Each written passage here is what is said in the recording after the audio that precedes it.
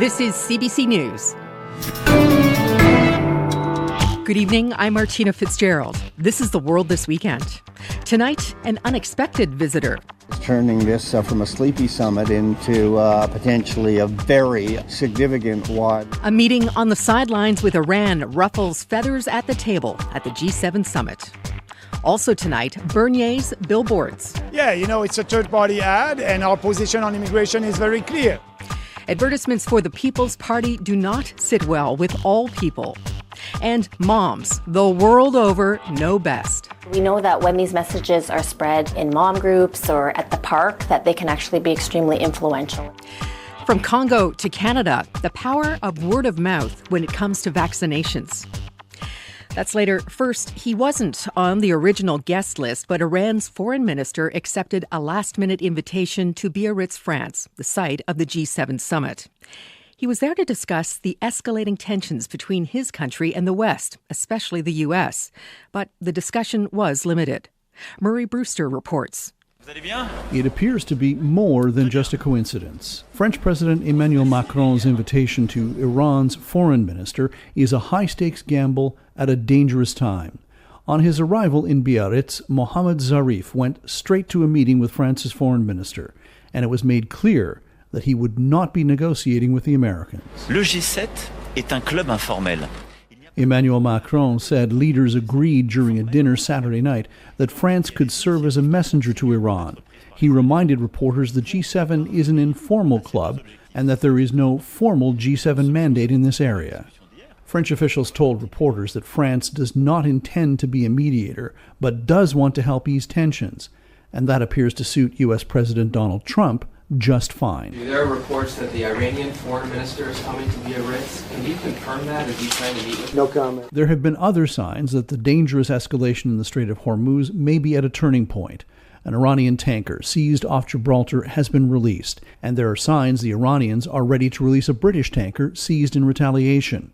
And then Zarif shows up at the G7. It's turning this from a sleepy summit into potentially a very significant one. John Curtin is director of a research group affiliated with the University of Toronto. It does show that French President Emmanuel Macron, as the summit host, is highly ambitious and has some skill. The first step, according to Curtin, is to cool tensions in the Persian Gulf and then find a way to deal with Iran's nuclear ambitions. The fact that Donald Trump's Americans have allowed Macron to give it a shot means that they too are looking to see if a deal is possible. Curtin says what unfolded today might be the beginning of something important, particularly for the G7, which has looked dazed and confused since Donald Trump joined. Could even be what the Biarritz summit is remembered for. But he warns, don't expect an immediate breakthrough on Iran. This is classic French diplomacy, the same kind that engineered the 1989 letter from former Soviet leader Mikhail Gorbachev, in which he told G7 leaders Russia could not go on economically. But the end of the Cold War still took another 2 years. Murray Brewster, CBC News, Biarritz, France. In Hong Kong, for the first time since anti-government protests began, there was gunfire. Police fired warning shots in what could be the most tense night in the standoff so far. The CBC's Chris Brown reports. Hong Kong's streets turned white again as tear gas that burns the skin coated thousands of protesters who refused to take down street barricades. The day started calmly enough with a march through Kowloon, where protesters, mostly dressed in black with masks covering their faces, reiterated long-standing calls for greater accountability from Hong Kong's administration and less interference from China. But then, as they did yesterday, they stopped in a street and used scaffolding and construction materials to block the police. Then they lobbed gas bombs that exploded in flames. But on this day, the weather played a major role. Hong Kong was hit by the fringes of a typhoon that soaked the city. And with all of that water around, the tear gas was less effective. So police rolled out new weapons, water cannons mounted on armored vehicles. All of that ratcheted up the intensity of the violence. But what we saw on a side street in Kowloon was arguably more scary. Riot police confronted what they thought was a small group of protesters. But suddenly, from around a corner, hundreds of more people showed up, and they went on the attack. In the rain-soaked streets, we saw one cop stumble and fall, and for an instant it seemed like he might be swarmed and beaten. Then police drew their guns and, for the first time during this crisis, fired live shots as a warning. Other police pointed their guns at the crowd, including in our direction. Guns up, point at people! They're pointing guns at people! The scary scene ended with police taking shelter in a building as protesters banged on a door. Soon, police reinforcements arrived and scattered those who remained. For all the drama of this night, there is also a routineness setting in about these encounters. People here have given up counting the number of rounds of tear gas and the number of nights of clashes.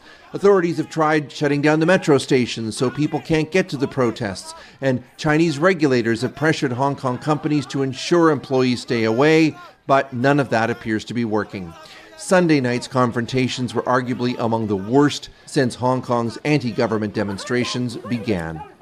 Chris Brown, CBC News in Hong Kong. After a suggestion by Manitoba Progressive Conservative leader Brian Pallister that the province's NDP leader had a much easier start in life than he did, Wab Kinew is firing back. He's accusing Pallister of spending too much time at his vacation home in Costa Rica. Kinew released Pallister's entry and exit visa records from Costa Rican officials. They show, in the past 3 years, Pallister spent 128 days there. Kinew says that's too much. I think Manitobans should think about whether they want a premier who's taking 5 months off over a 3-year term. While there's a meth issue in our streets, a healthcare crisis in our hospitals, and potentially economic troubles ahead. Kinew says he only takes 2 to 3 weeks of vacation a year. The PC party calls Kinew's comments a petty attack. Today, Maxime Bernier officially launched the federal election campaign for the People's Party of Canada. It's polling at just under 3% nationally. But while his party and its coffers may be small, Bernier is getting some help from a third-party organization that's paid for billboards that call for major cuts to immigration. The CBC's Sarah Levitt has more.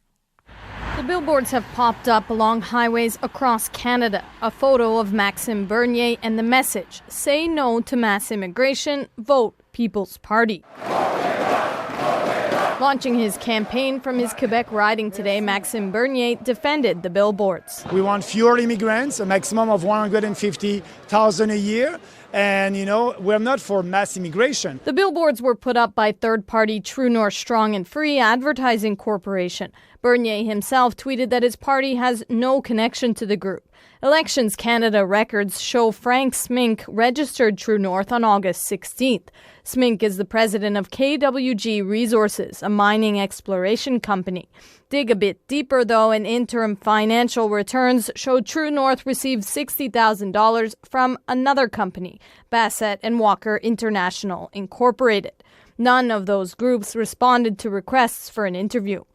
Bernier says while they didn't pay for the billboards, they do accurately present his party's stance on immigration. For me, mass immigration, it's 350,000 a year. If you look at it, after 3 years, that would be 1 million new Canadians, and it's the equivalent of the population of Nova Scotia. Bernier points to Quebec and the election of the Coalition Avenir Québec. Leader François Legault ran on a campaign promise to temporarily reduce the number of immigrants by 20%. Bernier says Legault won, and many Canadians want to have a similar discussion. A spokesperson for Legault says he doesn't support any one candidate or party and won't be commenting on the federal election. The billboards have drawn criticism. Nova Scotia Premier Stephen McNeil, leader of that province's Liberal Party, tweeted, "As Premier, I welcome everyone to Nova Scotia, but I don't welcome this negative, divisive tone." Bernier says it's not negative. It's all about easing the transition to a new country. We need to go back. We need to have fewer immigrants, but we need to be sure that these people would be able to integrate our society, to be part of our society. Something he says mass immigration doesn't allow for. Sarah Levitt, CBC News, Montreal. And a footnote to this story, the company that owns the billboards, Pattison Outdoor Advertising, has just announced it is taking down those advertisements after receiving what it calls overwhelming criticism. Drivers in Africa's most populous country now have what some consider an advantage. Directions on Google Maps delivered in a Nigerian accent. Continue on Dover Road for 1.5 kilometers. But nothing's perfect when trying to please a nation of people who speak more than 500 languages. The best thing for Google to do is just to create this voice direction in Pidgin English, because Pidgin is likely understood by all Nigerians. The nuances of navigating in Nigeria, later on The World This Weekend. Elite quarterback Andrew Luck is retiring from the NFL, and it's not going over well with football fans. The news started to leak last night in Indianapolis during a preseason game against Chicago. The Colts quarterback was booed as he stood on the sidelines. Afterward, Luck explained why, at age 29, he's done. It's been 4 years of this injury pain rehab cycle, and for me to move forward in my life the way I want to, it doesn't involve football. Andrew Luck has missed a lot of playing time with various injuries, including ankle and shoulder problems, a lacerated kidney, and a concussion. Part of the reason some fans are upset is because the NFL season begins in just a couple of weeks, and tickets have been purchased based on the Colts team that people were expecting. This is a dark anniversary for the Rohingya of Myanmar. 2 years ago, a military crackdown drove more than 700,000 people to neighboring Bangladesh. And while a plan to repatriate refugees is in place, the United Nations says no one has taken up the offer. Philip Lishanok reports. Hundreds of thousands of Rohingya gather in the Cox's Bazar refugee camp in Bangladesh to mark a bitter anniversary. It's been 2 years since the Myanmar military drove them from their homes. Since then, a UN fact-finding mission traveled to the region speaking to refugees and found evidence of ethnic cleansing.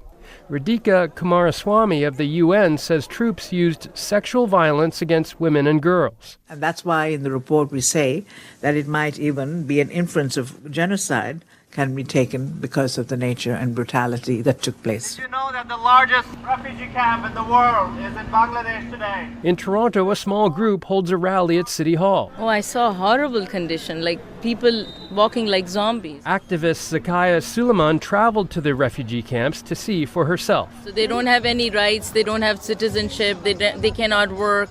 Bangladesh is already a very poor country. They are at least safe there, but still they would like to go back home. Rayas Timang is with the Rohingya Human Rights Network. He says Canadians must not forget the plight of the refugees. We must do our part to support the Bangladeshi government and the Bangladeshi people. They cannot do this forever. You know, we're going to be testing their patience and testing their limits. Because what are we going back to? To another slaughterhouse? No, that's not happening. He's calling on Canada to invoke the Genocide Convention against Myanmar and have government officials stand trial in the World Court. Knut Ostby is the head of the UN in Myanmar. He says while there's a deal in place for refugees to return, no one has taken up the offer. It's a very, very important principle that nobody can make the refugees go back. It is their own choice. Meanwhile, Myanmar says the military action was in response to attacks by Muslim insurgents and denies any violations of international law. Philip Lishanok, CBC News, Toronto. Canadian soldiers in Latvia are helping commemorate the 30th anniversary of the Baltic Way. In 1989, 2 million people formed a human chain from Lithuania to Estonia. Back then, they were protesting Soviet occupation. Now, Canadian armed forces are in Latvia as part of a NATO-wide effort to ward off Russian attempts to extend its borders. Heidi Adder explains the significance of this weekend's event. Runners cheer as they pass the Latvian border. The boundary between Lithuania and Latvia is marked by white posts along a small highway surrounded by farmers' fields. As people pass the border, they slow. Now it's the Canadian and Latvians' turn. The two take off down the same road where millions formed a human chain in 1989. That's actually from where you're from. Master Corporal Josh Casala is originally from Ontario. He volunteered to run alongside the Latvian military when he heard about the event. It was a great honor.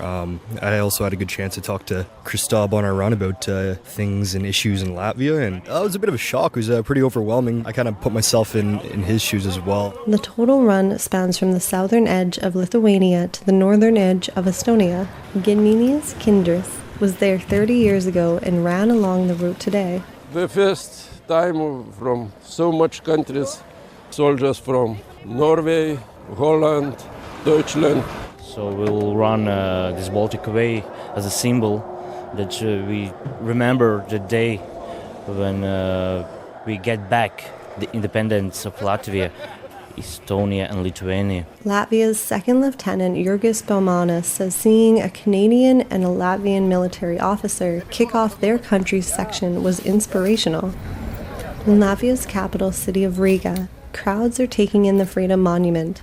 It stretches into the sky, depicting a woman holding 3 golden stars up high. The stars reference the 3 Baltic states, Latvia, Lithuania, and Estonia. Me, myself, I took part in that event in Via Baltica. I was 7 years old. Agle Passite remembers hitchhiking to where she and her father could fit into the human chain. It's one of the biggest, one of the most significant historical moments throughout Baltic countries. Because as one famous person said, it's a victory against fear. After laying flowers in Riga, the Baltic Way runners and the feeling that follows them will continue into Estonia this weekend. Heidi Adder, CBC News, Riga, Latvia. In Paris, celebrating the liberation of the City of Light. On this day, 75 years ago, American soldiers, French resistance fighters, and others liberated Paris from Nazi occupation. In the lead-up, French forces fought the German army for 6 days. Today, crowds cheered the parade of men in Allied uniforms riding in tanks and wartime military vehicles. It wrapped up at the site of the newly opened Museum of the Liberation of Paris. Congo could have some lessons for Canada. The Central African country has found a way to help tackle the Ebola outbreak. And as the CBC's Katie Nicholson reports, it could help public health officials here combat misinformation about vaccines. Is that a big tree that you can play on? No? Those last few days of summer vacation, when Mallory Olszewski doesn't have to worry about sending her 7-year-old son Riley to school. The school is kind of a cesspool, if you will, for these eradicated diseases when children don't vaccinate. So sending him to school is very scary for us lately. Riley is immunocompromised and can't get certain vaccines, which makes him vulnerable to serious illness if other parents choose not to vaccinate their kids. And she says misinformation isn't just on social media. It's everywhere. And then, some moms won't vaccinate and then other moms won't vaccinate because this mom didn't. And take the MMR shot, which prevents measles, mumps, and rubella. In order to prevent outbreaks, 95% of the population needs to get the shot. In Toronto, only 92% of school-aged children have been vaccinated. In Ottawa, only 94% of 7-year-olds have been immunized. Woo! There's nothing scary. That puts kids like Riley at risk. The stakes of medical mistrust are even higher in Congo, where a Canadian research project is helping frontline health workers grapple with Ebola. Rumors are going around, right, about that, the vaccine is actually, you get injected with the virus, right? Or that it's a government conspiracy. York University professor Harris Ali was recently in Congo, where he's part of a project that builds trust by putting some public health messaging and duties into the hands of local leaders. It's open to all the community leaders, whoever they may be, whether it was a Boy Scout leader or whatever. It's an approach that has had great success in the Ebola outbreak in Liberia several years ago, where the people who lived there helped track new cases of the disease. That's what we hope to do in DRC.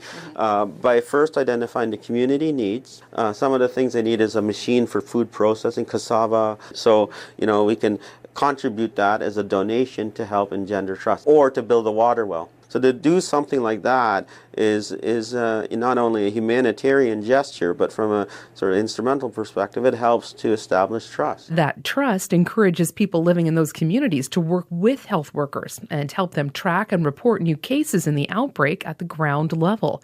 A big departure from the often top-down approach of medical organizations. A successful response to Ebola will only occur if there's community engagement. Okay? Without that, it will be a failure. There's no question that that kind of an intervention could definitely have an impact here in Canada. Dr. Vanita Dubé says 20% of Canadian parents are on the fence about vaccinations. And she says taking a page from the project in Congo could change that. And so we know that when these messages are spread in mom groups or at the park, that they can actually be extremely influential as well. In Ottawa, Mallory Olszewski agrees. A lot of the times when doctors come out and really push for things they believe in, it's admirable and it's definitely something that they should do, but it doesn't hold as much weight as a mom who has a little girl or a little boy who has been vaccinated. When did you get big? An approach she's already taking, one mom at a time. Katie Nicholson, CBC News, Toronto. Sounds of the Silk Road Ensemble in Beirut today, including cellist Yo-Yo Ma. The concert is part of a year-long program aimed at helping vulnerable children in Lebanon. Rebecca Collard has that story.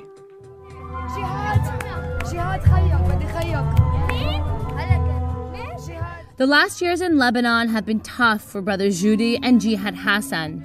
The boys from Syria live in a poor neighborhood near Beirut's airport. Their family struggles even to put food on the table, and they complain of racism and bullying at school. I felt not liked at school, not respected, and put it aside. But a year ago, the boys and their younger brother Yahya joined a program aimed at building life skills in children through music. A joint initiative by the Silk Road Ensemble and The Right to Play, an organization that brings sport to youth around the world. Canadian Kevin Frey is the organization's CEO. In a lot of our programs, there are musical elements, but this is our first program that's focused exclusively on using the power of music. And we've seen amazing results. Children line the balconies and street in a park in the Assas neighborhood of Beirut. Many of the buildings are pocked with bullet holes from the country's civil war. These children were chosen with the help of local partners. There are Syrians like the Hassan brothers, but also Palestinian refugees and Lebanese. On top of learning life skills and how to deal with conflict and racism, they also learn how to work and be together. So it's always the children. So the children decided to focus on issues that mattered to them in their communities, challenges, and issues that they wanted to bring their voice to, and they wanted their voice heard. For Judy, that issue was racism. We are equal, no matter where you were born, no matter if you're rich or poor. When I rap, I feel happy. I feel proud. Samara Gharbi coaches Judy and Jihad's group. She says one of the biggest changes she saw in the children over the past year was improved confidence. They were shy and didn't speak any words. They were they don't have any confidence to speak with. But for Jihad, the biggest lesson he learned was that the racism he's experienced isn't his fault. Let the people say whatever they want. I know what I am. According to The Right to Play, almost all the 300 kids in the program improved their life skills and psychological well-being.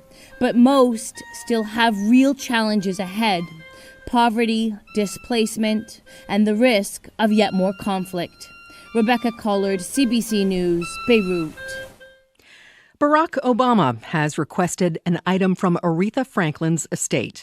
The gray pillbox hat adorned with a huge bedazzled bow that Franklin wore when she sang during Obama's first inauguration as U.S. president in January 2009.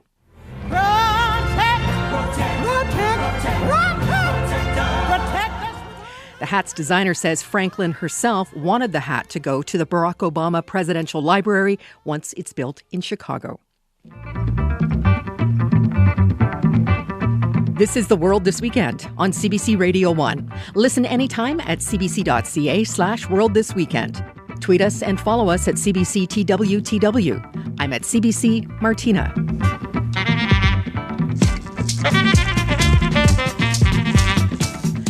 When you're getting directions from Google Maps, it's nice to hear a voice similar to yours, if only to get the proper pronunciation. Now, Google has a voice that sounds Nigerian. Trouble is, there are hundreds of different languages and accents in Nigeria. Phil Ihaza has the story. Femi Midaise has been a cab driver in Nigeria's capital of Abuja for more than 5 years now, and Google Maps has been his trusted navigational tool around the city. He believes Google's addition of the Nigerian accent will go a long way to make his job easier. I'm happy with the new feature introduced by Google. At least now I can hear the street names in Abuja better, which will help me save some more time and money when driving my clients to their destinations. By adding the Nigerian accent to its maps, Google aims to attract more users and make digital navigation easier in Africa's most populous country. Many Nigerians welcome the change because voice navigation in British or American accents often mispronounces local street names. Head southwest on Alex Ekwemi way toward Ibrahim Gusau Street. Now, Nigerian drivers feel more comfortable with the familiar pronunciation. Head west on Dover Road toward Dover Court. Continue on Dover Road for 1.5 kilometers. But in a country that is home to more than 250 ethnic tribes and more than 500 languages, pleasing everyone is a tall order. This new Nigerian accent definitely does not sound like my local English accent. Driver Nelson Okpu says Google Maps' Nigerian accent belongs to a particular tribe that is not his own. I am an Igbo man. If voice direction can talk like me, I will be able to relate with it better. Cab driver Aminu Haruna, who is Hausa by tribe, questions the choice of language. I think if Google can consider doing this direction language purely in Hausa, which is one of the major languages in Nigeria, you will see millions of people will be very, very happy to use it. Bus driver Peter Usuji says Google should consider Nigeria's local form of Pidgin English, which is one of the most unifying languages in Nigeria today. The best thing for Google to do is just to create this voice direction in Pidgin English. Because whether elites in the city or the uneducated in the rural areas, Pidgin is likely understood by all Nigerians. Nigeria has a population of nearly 200 million people of different culture and languages. Tech expert Israel Amogo believes satisfying a country this diverse could be a huge but worthy task. If a tech giant is looking to make bigger impacts in Africa, of course, it will need the continent's largest country by population. I think they should consider working hard to create this voice direction in at least the 3 major languages we have in the country, which are Hausa, Igbo, and Yoruba. Google says it is collecting more data to improve its travel and navigation offerings. But for now, Nigerian motorists will have to make do with the company's Nigerian accent, which most agree is preferable over the British or American ones. Phil Ihaza, CBC News, Abuja. And now, some of the stories expected to make news in the week ahead. On Monday, G7 leaders and representatives of countries including India, South Africa, and Australia gather for a session on climate change on the final day of the summit. An Oklahoma judge is set to rule on whether Johnson & Johnson should be forced to pay $17 billion US for helping fuel the opioid epidemic. There's a public memorial in Calgary for longtime Conservative MP Deepak Obri, who died of liver cancer. Harvey Weinstein is expected in a New York state court on a new indictment ahead of his September criminal trial. He's been charged with rape and sexual assault. A Russian Soyuz spacecraft carrying a humanoid rocket tries again to dock at the International Space Station.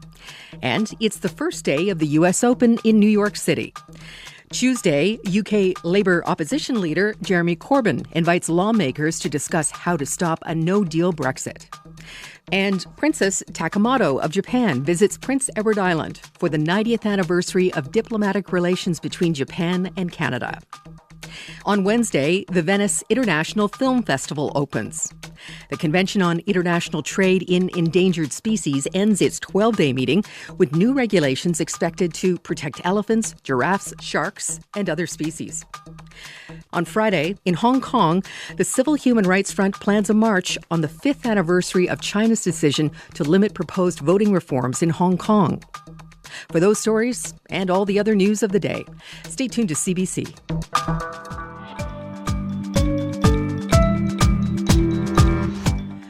Recapping our top stories tonight, Maxime Bernier launches the People's Party of Canada federal election campaign amidst controversial billboard ads that criticize mass immigration.